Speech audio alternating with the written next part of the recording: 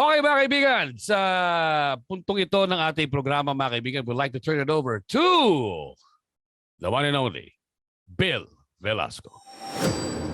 Thanks, Boyet and Santino.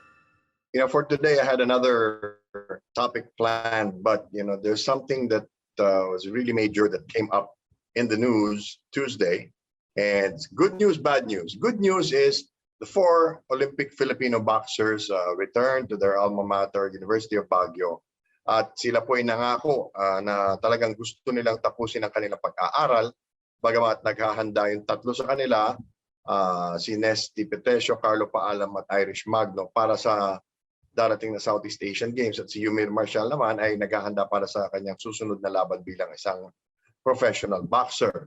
No? So that's the good news. Ang masamang balita po nito ay ang boxing ay madadamay sa isang napakalaking issue na nag-ugat naman sa track and field. No? Inakusahan ng PATAFA o Philippine Athletics Track and Field Association si EJ Obiena na hindi pagbayad sa kanyang coach at pinababalik sa kanya ang 85,000 euro o mahigit 4 na milyong piso na di umano ay binayad sa kanya at hindi daw niya binayad sa kanyang coach. Na bagamat nagsalita yung coach niya na sumweldo naman siya, patuloy pa rin ang pag-iinit ng issue nito. Dahil dito at dahil hindi nakikialam ang Philippine Sports Commission na nagbibigay ng pera para sa mga National Sports Association, ilang senador ang nanawagan na muling tignan ang budget para sa Philippine Sports Commission para sa 2022. Ito ay pinangunahan ni Senador Pia Cayetano at sinigundahan ni Senator Joel Villanueva, Mig Zubiri at Dick Gordon. Meron tayong mga ilang punto na pwedeng ilahad dito na baka hindi nalalaman ng ating mga butihing senador. Unang-una, the Philippine Sports Commission is a government agency. National sports federations or national sports associations like PATAFA are private entities. Therefore, the PSC is not allowed to intervene in their internal problems. Yun po ang isang issue dyan na hindi po pwedeng makialam ang Philippine Sports Commission pag may gulo sa loob ang isang National Sports Association. Maaari silang tumulay, maaari silang magtanong, pero hindi po sila pwedeng makialam. Ang sinasabi ng ilang senador, bakit hindi ipagtanggol yung atleta natin na basta-basta na lang pinagbibintangan? Yan po ay issue na nasa ilalim ng National Sports Association. Papaliwanag ko po yan maya-maya. Pangalawa, ang mga issue sa loob ng isang National Sports Association ay maaaring maresolba ng walang ibang taong nakakaalam.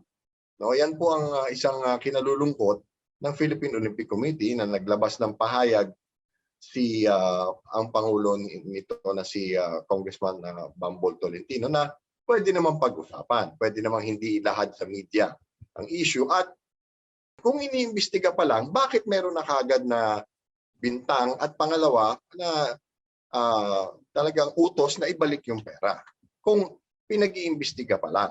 No?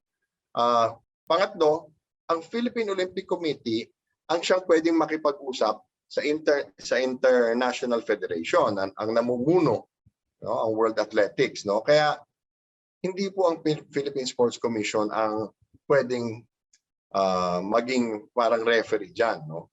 o pumagitna dyan. Ang Philippine Olympic Committee nga po ay inatasan ng kanilang Ethics Committee na imbestigahan kung ano ba talaga ang nangyayari dahil na magkasalungat ang sinasabi ng magkabilang panig. Now, this is where the Philippine Sports Commission can come in. They do have oversight functions, and they ask each national sports association that has received public funds for an audit.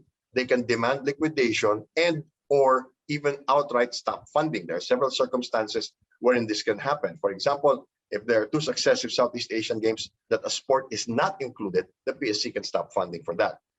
Secondly, they can stop funding the federation or association outright and pay the money directly to the athlete if necessary. And this has happened in some sports wherein they did not liquidate the government money that was given to them for the previous year. All right?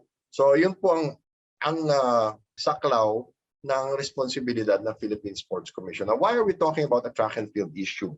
Because if the Senate recalls the budget of the PSC for 2022, puts it up for review, wants to make changes, or does not approve it altogether, that is going to cause a big problem. But first, what is the process there? Of course, they can have public hearings and all of that, but both houses must agree before anything can be done.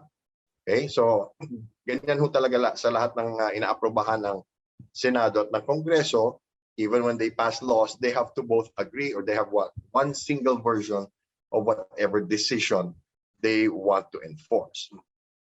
Now, the last point I want to make is, if they do recall the budget of the Philippine Sports Commission, any delays in the budget can impact any international sports events in 2022, and a lot of them involve the national boxing team. Okay, we have the Winter Olympics in January, that doesn't involve the boxing team, but we have the Southeast Asian Games, we have the Asian Games, and we have the Asian Youth Games. And aside from that, all the other qualifying tournaments and even the World Championships of amateur boxing that will be held next year and are held annually. So anytime there's a problem in one sport that affects the entire Philippine Sports Commission, it impacts all the other sports, including boxing, which has been very successful in bringing the most medals to the Philippines. At yan po, kailangan mag-ingat po tayo sa kanyang issue, dahil unang-una, hindi nga talaga dapat nakikialam ang Philippine Sports Commission sa kahit anong problema ng national sports associations, dahil unang-una, it's government intervention if they interfere. Secondly, that is not under their powers. At most, they can deprive funding or file cases if the funds have been indeed misused. But since it's just a preliminary investigation, then we still don't know what will happen next. At yan po ang ating issue ng isang sport na naapektuhan lahat, pati ang amateur boxing ng Pilipinas.